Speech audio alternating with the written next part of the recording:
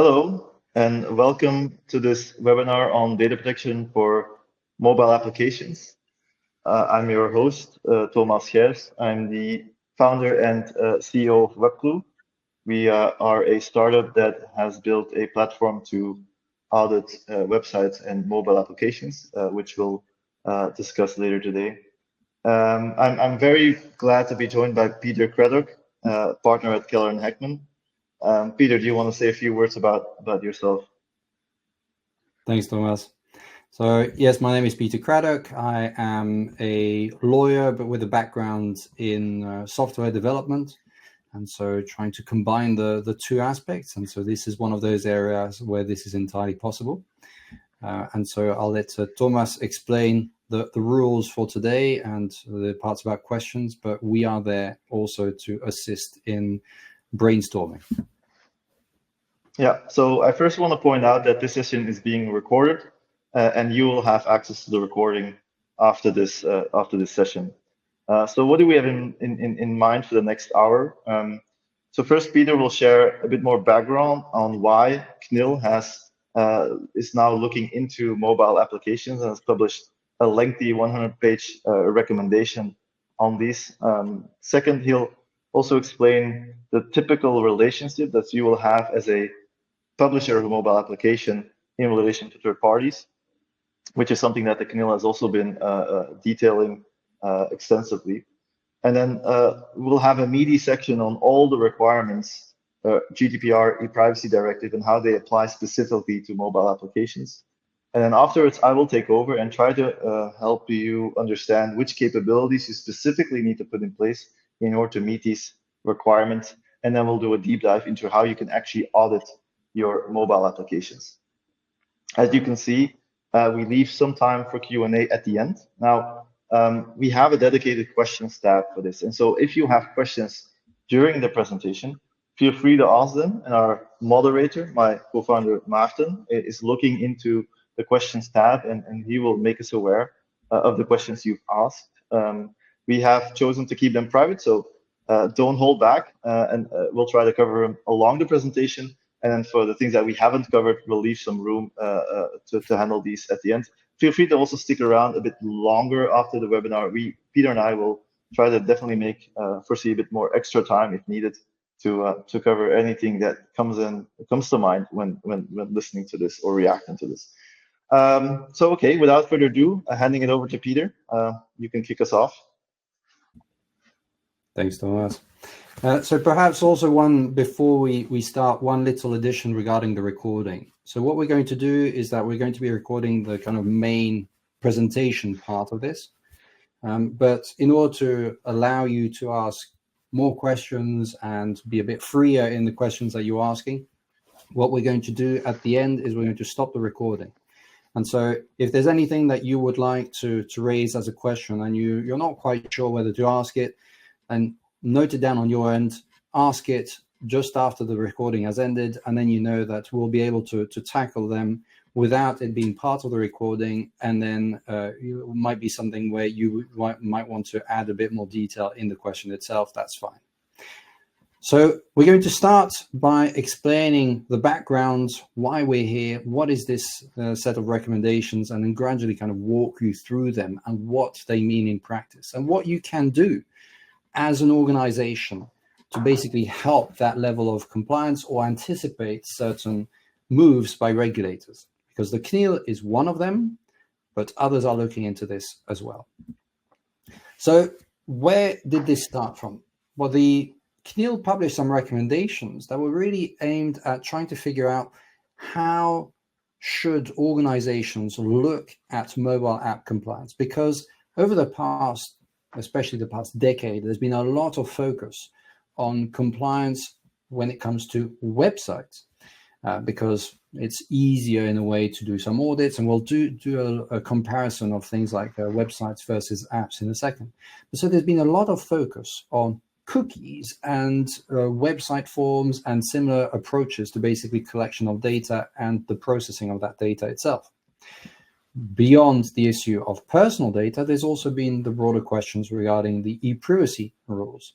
And so as more and more of more and more web applications have been becoming mobile applications, there's been an increasing switch by organizations. But with that switch comes also potentially a bit more opaqueness regarding the way that these systems work. And that has meant that in practice, a lot of authorities found it more difficult to do verifications regarding mobile apps. Gradually, they've been ramping up their level of expertise and their knowledge, and now they really are starting to look at mobile apps themselves. So this is a kind of firing shot to the mobile app industry, saying, we're looking at this as well now. We have the capabilities to look at this. And those recommendations are there to help you, to help organizations figure out what are the right reflexes to have when it comes to e-privacy and GDPR compliance. Now, we know that mobile apps have become really a part of everyday lives for everyone. And so this is one of the motivations underlying this, is this broad acceptance and usage of mobile apps, especially over the past 2 decades. And so with that comes an increased usage and increased risk associated with them. So what are they trying to do? Help figure out how do we get consent if we need to, given the fact that on a mobile screen, you have less room available, you have constraints, you have certain ways of interacting with an app that are different compared to the way you handle a form offline or online. And so there's a lot in there that's really about trying to guide organizations towards a better way of handling data. So it's not that basically there's been no enforcement whatsoever regarding mobile apps, but we've seen gradually a focus by some authorities going towards the mobile app realm. And if you look at the authority we're looking at today, the CNIL, the French authority, it hasn't been just idling around. It's been looking at digital practices of a lot of companies of different sizes over the past few years. And we've highlighted in this slide some of the key ones with the position that the CNIL had issued in that respect. Now, I'm a lawyer. I'm a data litigation lawyer, notably. So one of the things I do is I challenge the position of regulators. So when we say this is a position of the CNIL, it doesn't necessarily mean it's the absolute truth. Sometimes there's a question of, well, did they take the right decision? So you shouldn't always read these decisions as being the truth, but you should take them into account because it informs you about the way regulators are perceiving certain things. And a number of the cases that we're just mentioning on this slide are really interesting to look at, simply because, for instance, thinking about there was one recently, the orange one. This was about the way that advertising is being displayed in the context of a webmail service. And so there were a number of considerations there that were very specific to webmail. But if you interpret some of the positions of the CNIL a bit broader, you realize that actually they have implications for any kind of messaging service as well. And same way, if you think about the Criteo decision, this was one where there was a position regarding pseudonymization by the authority that basically raises a few eyebrows. And so you have to take that into account, not necessarily to say, oh, well, I'm just going to, this position of the CNIL is definitely the truth, but certainly to start thinking about how this impacts your organization, your processes, and start to document things. If you take a different view compared to the CNIL, then start document it immediately, because that is going to be critical going forward. Now, they've been gradually ramping up their enforcement. They've been issuing significant sanctions over the past few years. Not many of them have been focused on mobile apps, simply because they didn't yet have those capabilities. But they're going there. And this is why the announcement of these recommendations regarding mobile apps and the fact that they're going to start enforcing in 2025 is really a signal. You should look at your data protection practices. This is coming from an authority that has a solid track record when it comes to enforcement. Not necessarily, I'm really the first to say that I'm not always agreeing with the CNIL, but it is a really important position to take into account. Now, some of the things that are really important in this context is trying to figure out, well, what are the differences between mobile apps and web in general? So how do we deal with data collection and usage and cookies and similar files and tags in the context of web versus mobile apps?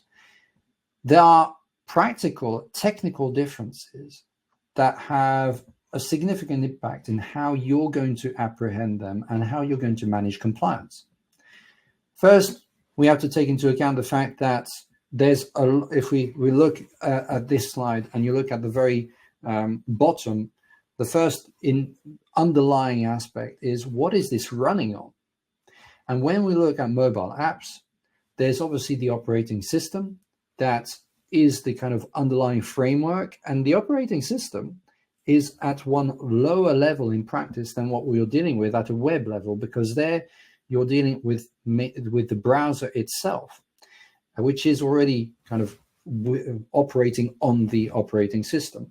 And so there are different kinds of access that are permitted by in the context of mobile apps on the one hand, in the context of web on the other hand. You basically have a bit more potential to do stuff when it comes to mobile than when it comes to to web, simply because you already are dealing with the limitations imposed by the browser when we're talking about web. So that means potentially that you could have situations where you're going to be gathering more kinds of data, where you might be interacting in a deeper manner with the user's device. When we look at the way that things work in practice, so there are lots of acronyms that you hear of when you're talking about mobile apps. You talk a lot more about APIs than when we talk about web. Obviously, APIs are relevant as well, but APIs are application programming interfaces, and you have to see them as the middleman between, for instance, the mobile application itself and the operating system, or with a database somewhere. The API is that middleman, it's the interpreter between two systems. We talk a lot about SDKs in the context of mobile apps, software development kits, which basically are kind of packages of APIs, packages of functions that allow you to interact with the operating system, or to basically facilitate your deployment and development of an app. Now, these SDKs themselves, because they're at a lower level, when I was speaking about the operating system being the baseline, and then you have the browser on top when we're talking about web, well, your SDKs are basically at the same level, figuratively speaking, as a browser. They have more access to the operating system's functions than when you're building a web application on top of the browser. So you have potential access to a lot of different kinds of storage and sensors of a device, which means, from a data protection perspective, more points that you have to look at, more risk factors that the authorities are going to be looking into. So because of this broader access, you have to absolutely think about, what am I doing? What am I selecting as a function? What am I trying to achieve?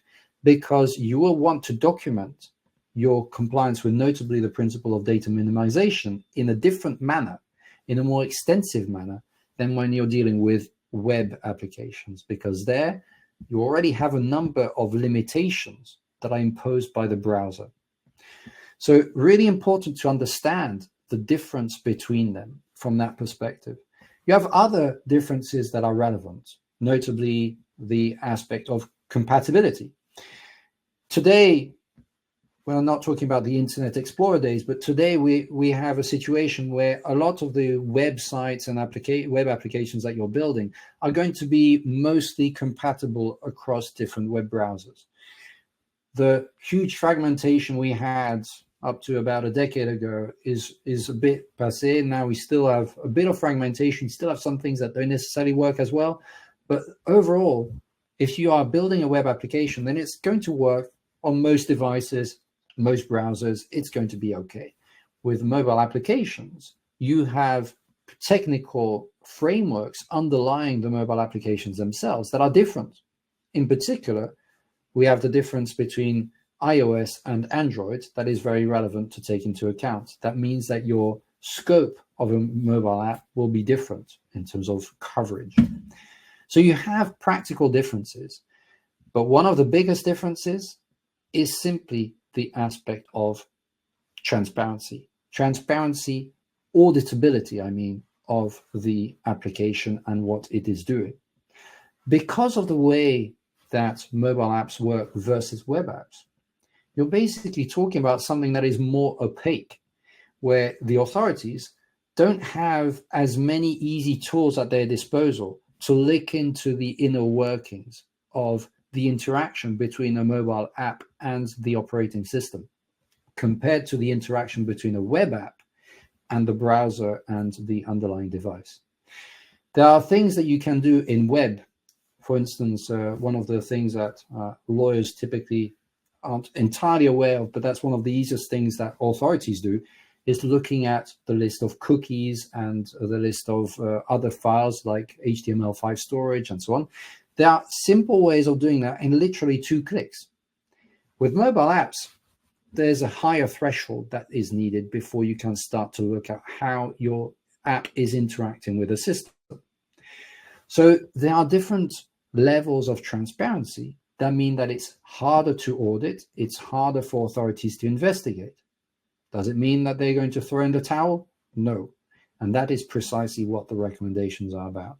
So now I'll let Thomas start to walk us through some of the points, and then we're going to be interacting during the next part of the session to really figure out what are the key things to look out for. The first thing to consider is the relationship that you will have as a publisher of your mobile application in relation to the SDK providers. And so CNIL has detailed the different roles quite extensively, but we've tried to simplify this a little bit.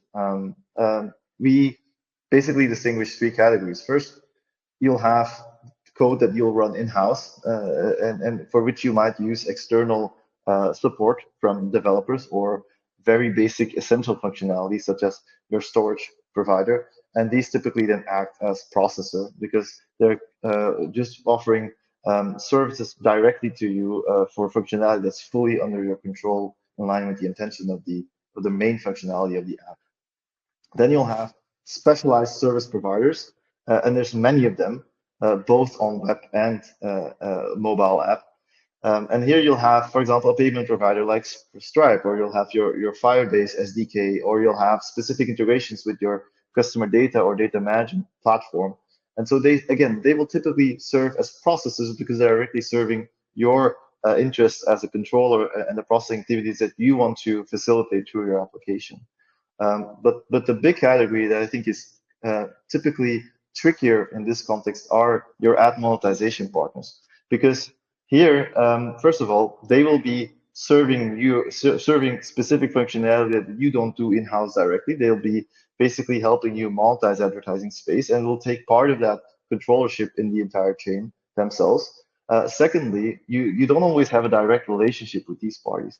So here, typically, these act as controllers, and this category is definitely one that we'll bring up later on in this webinar as well as one of the main ones to look out for. Just knowing which SDKs you integrate is not enough to understand what are all the ad monetization partners that are actually jointly controlling data from your mobile application and the device on which it runs. And so this is obviously a very general framework. I think the first question is basically, to what extent do I remain in full control of the processing activities, and to what extent are other parties taking a piece of that chain?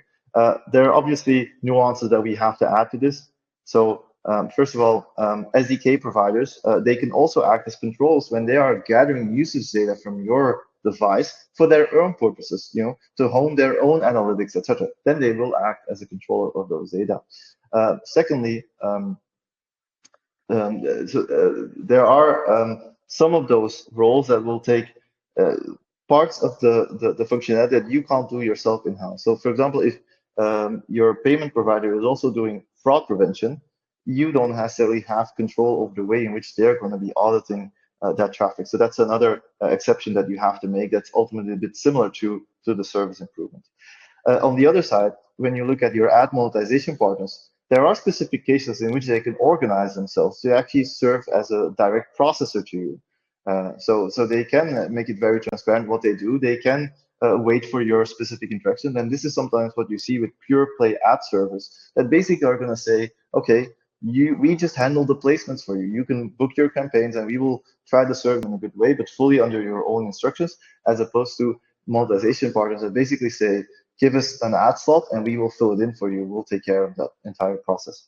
And as we always have to remind people here, whatever you put in your data processing agreement, especially I think sometimes when you follow the interpretation of American EdTech vendors, it's not necessarily what's going to be the view that a CNIL or another authority has when they look at your actual processing activity. So it's always important to have your case-by-case view on how the processing is actually taking place, and that qualification will trump your contractual qualifications.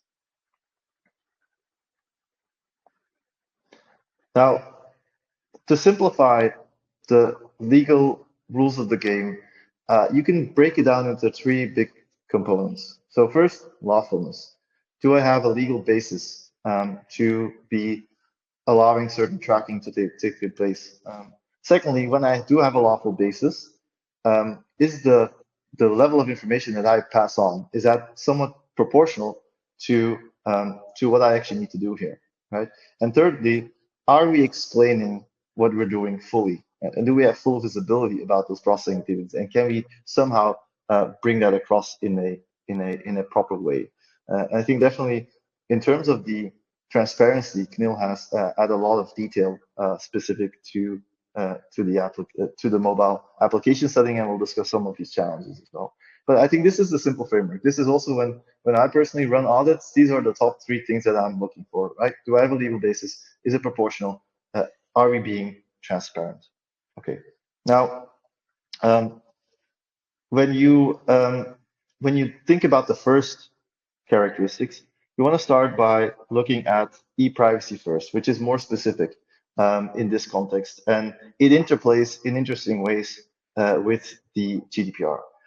I think the most important thing that we want to stress here is, you need to have a legal basis for both pieces of legislation, right? And I think where people get tricked up a bit is that they try to treat them as one, but you really have to be mindful of the specific reality of Article 5.3, and there's obviously a lot to be said there, and I'll let Peter comment on that piece in a minute.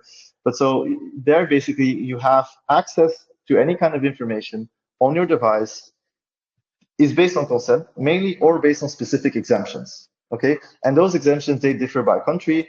France, for example, has a bit more liberty there for analytics, right? On very specific conditions, you can actually also track analytics without asking consent. But basically, that's your playing field, whereas indeed on the GDPR, you obviously have more degrees of freedom.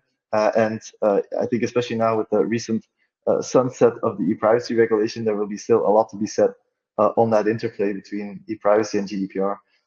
Peter, do you want to add some color to that?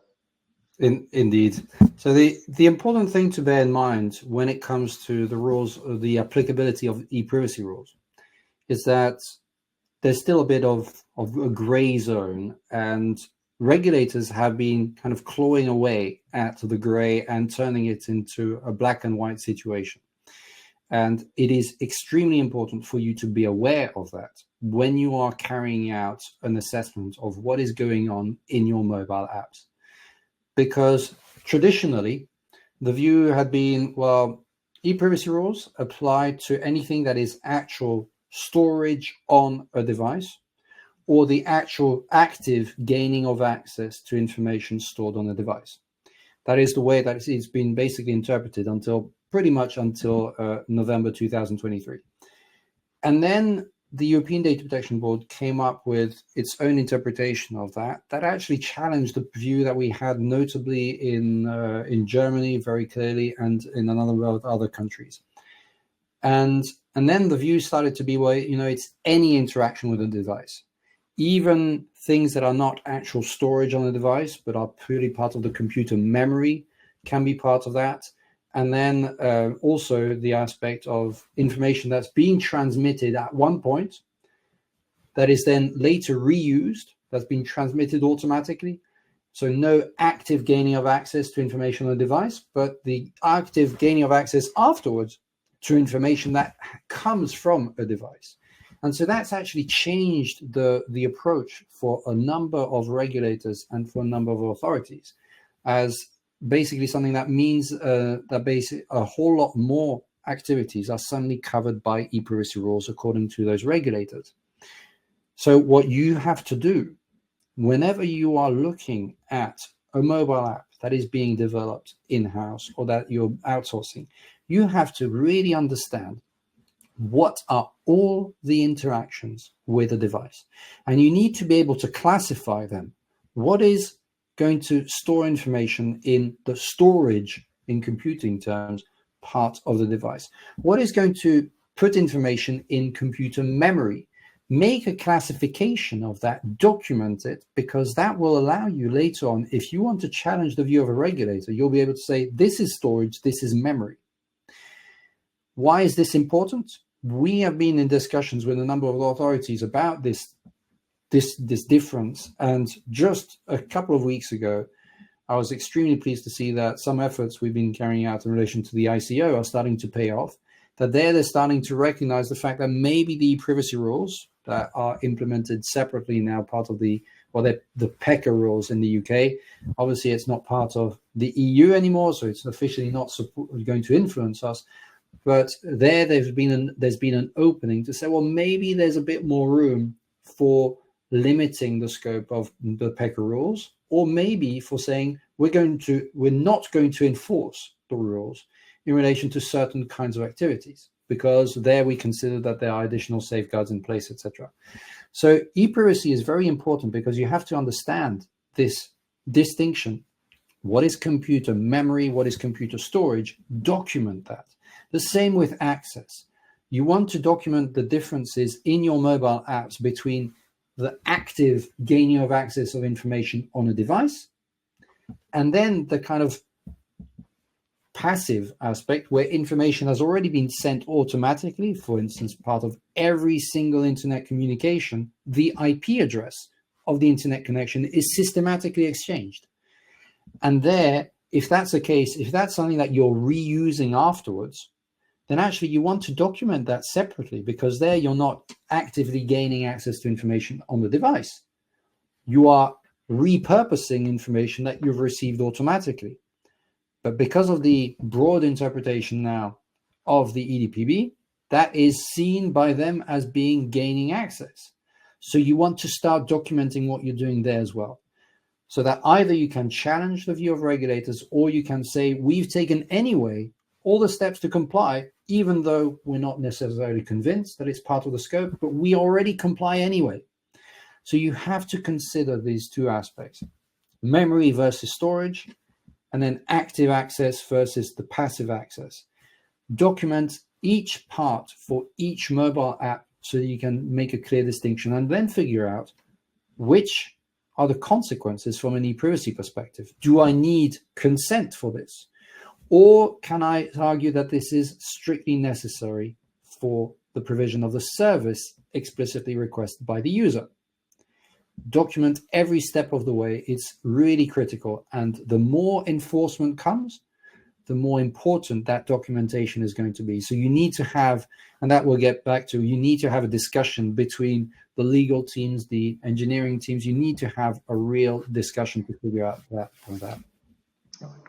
And indeed, Peter, interestingly, I think the recommendations were published before some of that thought or these considerations by the EDPB have been made public, and so we haven't seen specific comments from CNIL on that in their recommendations.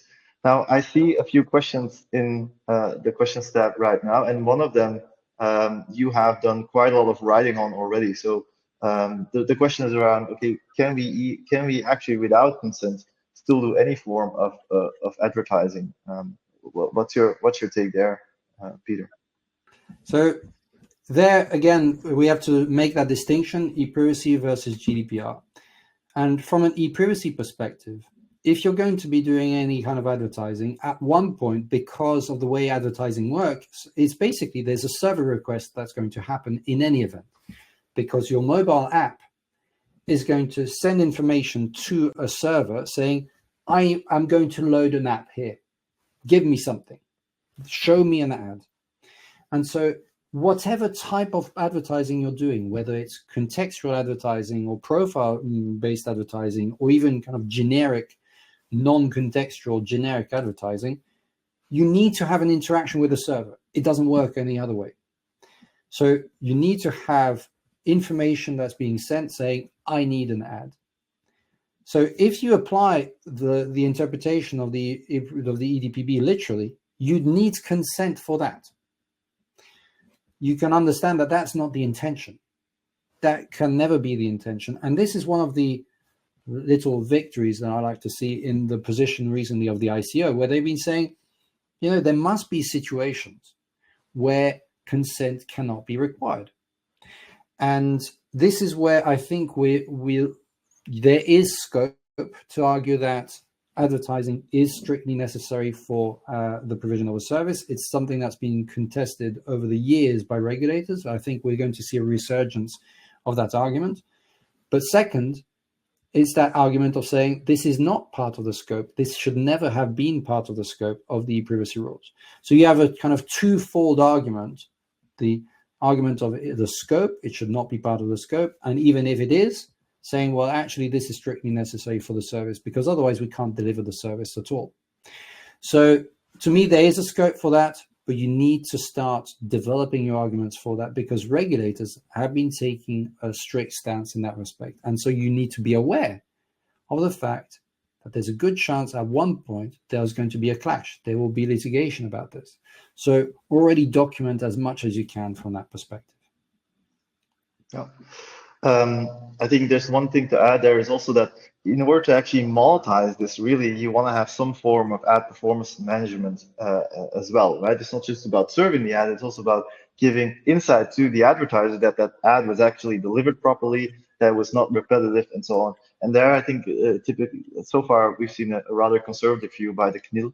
But I think, as Peter mentions, hopefully there will be a bit more room from the exemptions to have certain very basic forms of advertising and advertising measurement that don't have to be intrusive at all to be exempted. But it's definitely an ongoing debate. I see that the question tab is getting fired up. There's also some other questions around, for example, A/B testing, cross-device tracking. For the sake of time, I'd like to move on now, but we'll definitely try to get back to them, but get back on them in the Q&A.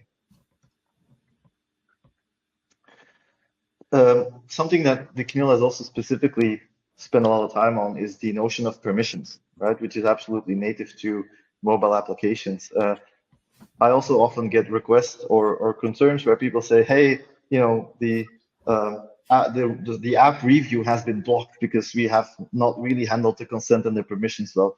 It's a bit of a tricky topic, but basically to simplify it, really, you want to make sure that your consent choices and your permissions, that they align, right? And you can either ask consent first and then make sure that the permissions align, or you can ask the permissions first and then make sure that the consent choices align. And that's also the notion of the CNIL here. It's not very much a practical point of view, as rather just a regulatory requirement, which makes sense. But I think in practice, what we see is it's often a bit easier to start with your consent choices. And based on those consent choices, if there's no legal basis for tracking at all, maybe you don't have to, maybe you can then hide a prompt. Now, again, always depends on specific conditions, but this was rather our view of simplifying that section a little bit, which gets into the nitty-gritty a little bit. Now, we've talked a lot about lawfulness right now. So the second criteria of proportionality is, again, something that's typically context-specific. However, the way you can think about it in a more structured or simple way is by saying, okay, what is actually included in tracking? Tracking always has some form of identity, right? You want to know something about that device or about the specific user. And then you have that actual insight that you want to pass on from the client, from your device to your server. And then you want to do something with that. That's your tracking outcome. So if you just take these and you can structure them along this 5-scale axis, which is obviously a little bit kind of a goal seeking here, but you can look at these scales and then see, okay, are there ways to shift left? Okay, do I need to have a universal identifier in order to have a proper performance on my advertising?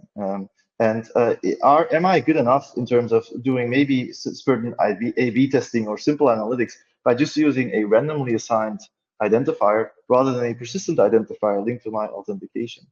But when we're talking about user insights, you can start from a very simple piece of information that's already available on the device and go all the way to obviously tracking across someone's sessions, even across devices, tapping into the registration data that are there, or even getting into the sensor data like precise geolocation and so on.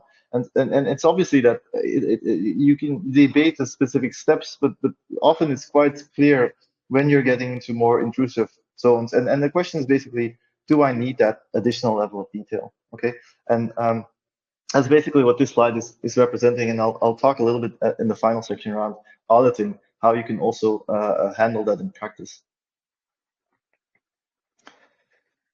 Here, what the CNIL has, as part of their discussion of permissions, looked into requirements specifically for access to location, microphone, and context. And there they have come up with this interesting kind of flow chart. But ultimately, what they're saying is really be mindful of proportionality. And you can break that down into 4 questions that they basically ask. First of all, do I really need this permission? And if not, can I just make access optional? Does it need to be right, or can it be read only? You know, is precise geolocation really needed, or is it proximate location enough? So really, the first question is basically, is it needed? Then if it's needed, then still sometimes you can get the same kind of information through other means. So sometimes you'll see applications that do this well, for example, they say, hey, to make it convenient for you, I can look at the location of your device. But if you don't want that, you can also set your region preference manually. It's your choice. And that I like, because there you have a convenience choice that taps into device information, but you also have another way of entering the data manually. So that's a good example of an alternative. Then once you have that established, then you can ask yourself, okay, how to what extent do I actually need to store any of that information server side? So can I, for example, if I want to find the nearest store or whatever, or the nearest object of interest based on my location, can I just do that fully on the device and not transmit anything to a server? Or for example, even matching things like context, like do I need to have that process activity taking place server side, or store some of those results server side? And if the answer is no, try to do it locally. And then finally, to what extent, how deep does your information have to be? Okay, so can I limit the access of certain sensor information, etc., or can I make it also a bit more transparent? So ultimately, can I limit the intrusiveness of the access that I'm requesting? And so quite a lot to think about here, and I think, as Peter said, also quite a lot to probably to document about this. But you do see that the CNIL has been very specific on this topic and really wants you to have very proper detailing and argumentation as to why you need to access certain piece of information from the device. Again, because you can go a lot further on your mobile application than on a typical browser. Perhaps then, just to add to this point, the issue of proportionality is something that is also very often tied to the issue of legal grounds. And if you think about the intrusiveness scale that Thomas was explaining, there are ways, there are circumstances where you'll be able to justify a more intrusive between quotes, more intrusive approach to data collection, because you might need to have more precise information. You might need to have that based on the service itself, based on the functionality that is needed, and so on. So there are explanations that you can provide. But if you don't have an explanation, if it's just, well, we might like to do that, that's not necessarily good enough. You have to challenge the teams internally to come up with an explanation. Why do we need this? And sometimes there might be a need to have that, but there might be a possibility to offer an option.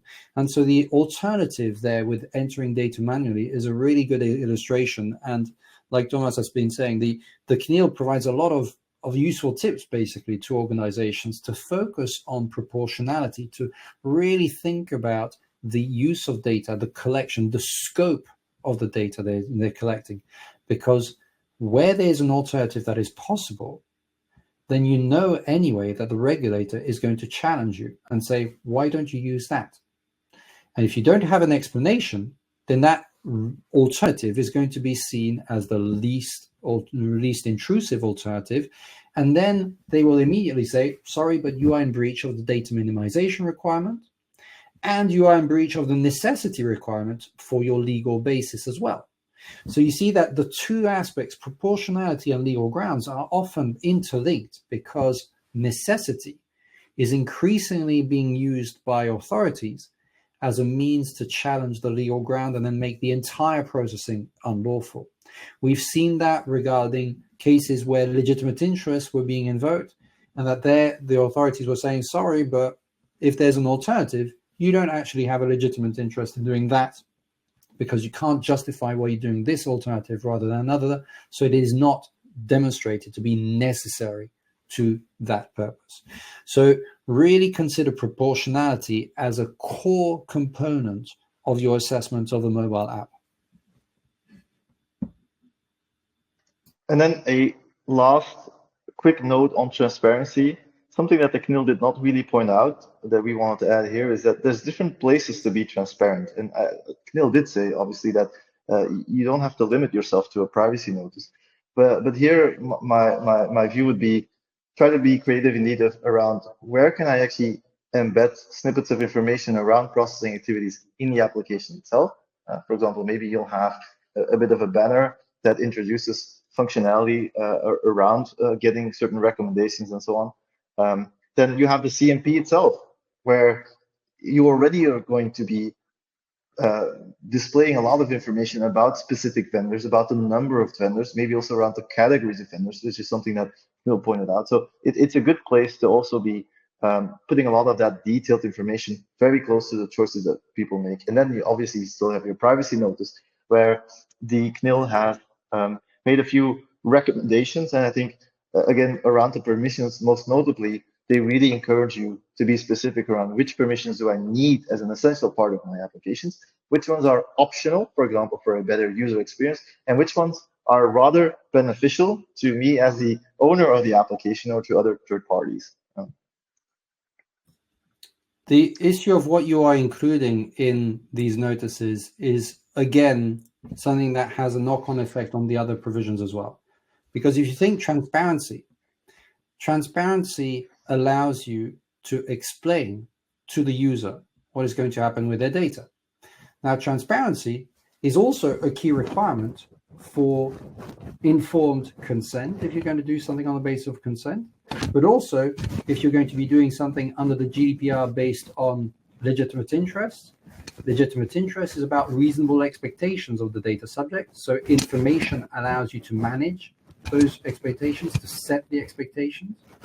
And then finally, for contract under the GDPR or for the service exemption under the privacy rules, it's also where you're going to try to already include some elements about why this is actually needed, why this is part of the service. And so there's a question in the chat about, well, what about personalization as a core component of the service? And this is really important, because where you are finding that your personalization of your content is really inherent to the service, you want to explain that up front. The more indicators you give to the user, the better they understand the service, but second, the less likely they are to challenge that, to complain about the fact that personalization, that then there's no separate consent being asked for that. So you need to really consider transparency, again, as being something that has an impact on the rest. Just like proportionality is relevant for data minimization and for your legal grounds, transparency is relevant for your transparency obligations, but also for your legal grounds and for basically managing also the risk of a complaint or potentially an investigation. So really consider that. It is possible to justify, and just I, for instance, was very pleased that just, I think last week, the Belgian authority published a decision where they confirmed our arguments that basically content personalization had been inherent to the service and was permitted on the basis of contract under the GDPR. So you can justify that, but you need to really document things. You need to explain things to the user and accompany the user through the process. And then the documentation itself is going to be very, very key in order to convince a regulator that you've done the right thing. So document. That's kind of one of the mantras I try to tell people. It is really important. It helps you to justify your position. All right. So I now want to shift to how you now can cope with a lot of these requirements. And I think we've already been hinting at some of the solutions earlier. So to be brief, CNIL has been very comprehensive in laying out the GDPR capabilities and deliverables. But I think it's important to really single out what are the capabilities that are really specific or inherent to mobile applications where you need to do things differently. And I think the first one is mapping. You really need to start by understanding the data assets, permissions, SDKs, tracking, and also cookies that come from those pieces of functionality. And then they lead to data flows where you will want to understand, okay, which types of requests are being passed from my device, for which purposes, which vendors are linked to them, where are we using unique identifiers and other categories of personal data, and also to what extent are we initiating data transfers from the device. And from there on, as Peter highlighted, transparency is definitely a challenge, right? Because of the difficulty and the opaqueness that you have on mobile applications, just getting the basics right is an area of attention, and specifically adding that detail to the permissions is something to look out for, as well as making sure that cookie tables also represent cookies being used in a mobile application. Now, at the heart of your legal basis, technically, is your consent management platform. And as we showed in the beginning, in web, you have a tag manager, a very convenient way to be setting business logic that says, if consent choices are this and this, then I have the legal basis to do analytical and advertising tracking and so on. You don't have something developer friendly here on a mobile application. This is bespoke logic that you typically have to build, and therefore, things can go wrong there. So that's one area of attention. Secondly, you need to make sure that the purposes and the vendors included in your CMP, that they're properly that they represent what you're actually doing. And then again, the mapping feeds into that. And if you don't have mapping in place, it's going to be very hard to maintain a CMP that covers all of the processing activities that you need. Similar comment on vendor agreements. In my experience, the detail around data assets and the data flows is typically not really good enough to pinpoint a specific vendor. And I think here, legal and development or legal and tech should really work together to be as precise as possible around what is the scope of tracking that, or the scope of data processing that I allow for this particular vendor and whatnot. And then next, you need to link it to your third capability, which is your monitoring. Okay, monitoring, you can do that dynamically or statically. Dynamically means we're looking at data flows. Static means we're looking at code. And I'll walk you through the dynamic piece now in a bit. But statically means especially checking, I think, that consent logic and how consent signals are being configured to feed SDKs. That's definitely something where your developers will already be spending some time, but where you need extra care to make sure that that logic is sound and fully in line with your own policies. And I think there's also interesting scanning that you can do statically for security threats and data protection threats. And here the CNIL references OWASP. I think for the security colleagues or the people here in the room, the people who know, they know that's kind of very common practice. No really further detailing there by the CNIL. But what you'll end up with often is this tight collaboration that's needed between your legal team and your development team. They really go hand in hand. A few examples are indeed your legal team can do the vendor due diligence, can look at all of those contracts, but ultimately the proof of the pudding is in the eating and the actual data that you can see.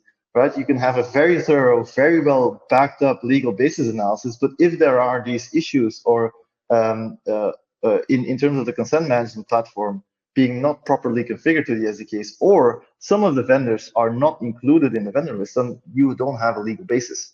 and it will happen much more often than or at least it happens to almost any one of us if you don't have a diligent process behind it to review that alignment between your legal analyses or your legal documents and your actual data flows.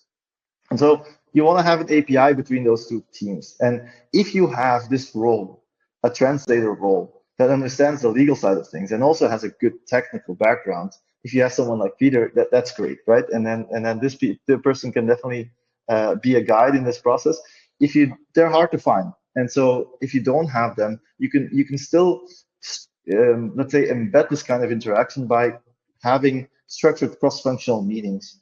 And so, for example, with Webclew, with some of the clients that we help there, we try to at least every quarter have a meeting with both legal team, development stakeholders, and run through all of the potential, data protection infringements that we see, run through vendor changes, run through data traffic that we've seen and that needs to be mapped to your privacy notice. And then, so if you don't have the specific person, at least make sure that there's a cross-functional setting in which legal and development teams can work through these issues. Because you can't just basically assign responsibility to either of these parties and then just hope that everything will work magically. That there needs to be a tight collaboration, specifically for your mobile application, more than it is needed in other domains of data protection. And so, how do you now actually audit this application? Again, there you see there's three parts to that. So first, you need to collect data in a smart way. You need to simulate sessions in which you're going to be setting certain privacy choices, logging in, browsing around, and that's going to be your raw data, right? So you're going to try to capture all that network traffic. Again, more difficult on mobile applications than on web. Secondly, you need to make sense of that data. That's the interpretation step. So, okay, what do these requests actually mean? What's in there? Like, who are they going to? And finally, once you have a contextual understanding of, and by contextual, I mean, right, you've thought about how you simulate certain sessions. You know that you're seeing specific behavior in specific settings. Now you can validate your policy rules. You can validate whether those requests were lawful or not, whether that payload was indeed proportional or maybe way out of line, and whether you're covering all of the data processing that you see. So we will unpack them one by one. So just perhaps first, before we ahead. go there, I think one point that is really important to bear in mind is this is what your regulators are anyway also going to do. You have the audit itself by yourself, but you also have the fact that the regulator is also going to do an audit on its own. And so what I often tell clients is first focus obviously on the tip of the iceberg. Anything that is very clearly visible to people who are just using the app, that's the first thing you really want to tackle, because that is the immediate kind of smoking gun that a regulator will find and will look at. But afterwards, your audit, your more in-depth audit, is also relevant simply because there are more and more tools at the disposal of regulators to do their own verifications. That basically they're going to kind of plug in a specific approach to auditing to their use of an application. They're going to monitor the network requests that are coming out. They're going to look at what is being stored on device. And so your audit is actually really critical because it helps you to figure out what a regulator will see as well. So audits are not just there to basically say, well, we've got a checkbox, we've done an audit, we're okay. They're also there to help you mitigate the risk that a regulator will find something that you're not aware of or you haven't fixed. Yeah, and another reason why I want to kind of share a bit more around the methodology is that if you have a sound methodology and you've done an audit and you find indeed infringements, well, then first you're going to start working on them. You've identified the issues and you can actually maybe remediate some of them rather quickly. Secondly, you actually now have actual data, an actual methodology that you can defend and use to challenge the approach of the authorities, because I've seen some of the authorities being very manual and not really being very diligent in their testing approach, and there's definitely often ways to challenge it, but you need to have done your work, but otherwise that argument will be easily rejected. But if you have your own set of observations to compare against those of the authority, that will be a much better position to argue if needed. And so the first thing, in terms of structuring the data, you have to obviously start with consent choices, where you want to accept all of the choices to get the full scope of processing activities. You also want to reject the choices. You can get a little bit more detailed and say, oh, I'm going to only accept analytical purposes or advertising purposes. But I would say starting with accept all, reject all is a great place to start. Now, what I think you really have to add to the sessions is the notion of permissions. You have to toggle on or off access to that mobile ad identifier, toggle on or off location. And what you'll see is when there's tension between your consent choice, such as I don't want to see any tracking, but I do permit access to the advertising identifier, that's where typically you'll run into problems, or you'll find issues. And then lastly, we should not forget authentication. Sometimes it's obviously required, but even if it isn't, it's very interesting to log in. Why? Because ever since there's been this shift away from third-party cookie deprecation, there's across web and mobile app a focus on persistent identifiers for tracking. And they typically originate from that email or from that authentication ID, and then they're typically hashed for tracking purposes. And so you really want to see that behavior with authentication, without authentication, see whether identifiers are being filled in and whether or not that is actually proportional to or lawful based on the consent choices and based on the permissions. I won't go into too much detail here as we're kind of running out of time, but I would love to at some point maybe discuss this separately in another webinar if this is of interest. But I wish that life was as easy on mobile as on web in terms of testing. On web, we basically have proper end-to-end testing frameworks that are open source and basically do everything we need. We get access to the traffic. We have very responsive access to that browser. It's fully featured with all of the APIs that you may want, and you can very easily automate the navigation. That's not going to be there for you on mobile applications. And if you won't want to start with your physical device or device farm, you will have a tough time because you basically have to root or jailbreak the phone. You have to set up proxies to intercept the network.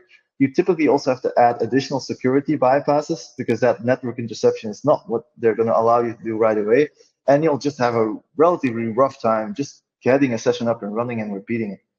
Where we see more potential is with these simulators and emulators that have been built for testing. And they're good in terms of the responsiveness and the navigation, but they are not true. They're testing environments, especially on a simulator where it's emulating it's replicating your software environment, not the entire thing. So it doesn't give you the full fidelity of your testing experience. And then the last one is the virtual device, and that's an interesting one. There you actually do have access to something that's as close as you can to a device. It's typically used for penetration testing, security testing, and it will give you the most control, but it's not as user-friendly if you want to automate the sessions and do a lot of volume of auditing. So, but if you're doing this in-house, definitely recommend looking at the last two categories to set up your infrastructure for testing.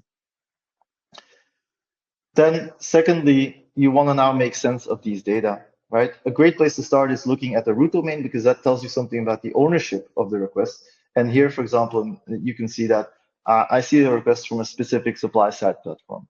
But that does not give you enough insight. You have to then try to think, okay, what is actually the purpose and the content of the request?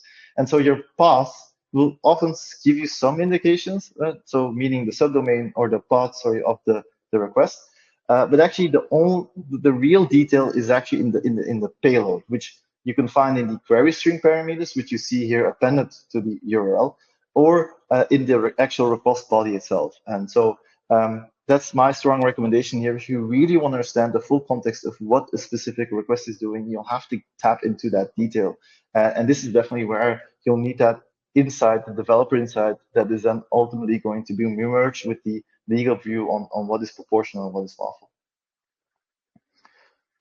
And so this brings us to the end of our webinar. As the final slide, we do wanted to say, in terms of validation, putting things together, here are the top 5 things that we see where things then go wrong, right? So first of all, mobile ad identifiers are often being picked up way too liberally as soon as they are available, permitted, but that does not mean that the access is lawful. Secondly, because of the issues you have in terms of actually coding that logic, the combination of consent signals feeding into the SDKs, we do see bugs there, and therefore unlawful processing taking place.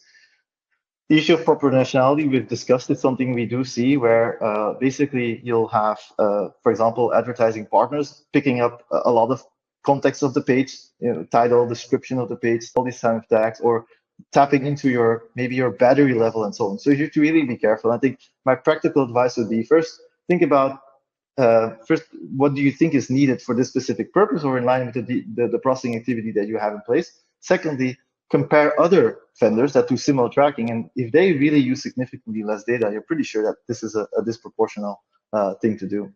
And lastly, on transparency, let's not forget that there's this common misconception that mobile apps don't use cookies. They do. They have web views that work in similar ways as browsers do. So there are cookies there that you have to list. And because of the dynamic nature in which sometimes third parties are being involved, you also have to spend time really doing this kind of mapping properly and not just say, these are the SDKs and therefore my partners. There's more third parties that will be involved that you have to actually test and understand by looking at these kind of audits, and make sure that then you make a decision around which of these are joint controls and need to be included in your privacy notices and or CMP. So that brings us to the hour. So I will stop. Go ahead, Peter. No, so the idea, as we mentioned going in, is that now we're going to stop the recording, but the Q&A continues. And so if you want to leave, you are free to do it. If you want to stay on and hear the answers, you are free to hear what we think about some of the questions that you've been asking. So for those who are leaving, thank you very much for your attendance. And for those who are staying on, well, we're going to stop the recording and then start continuing our chat.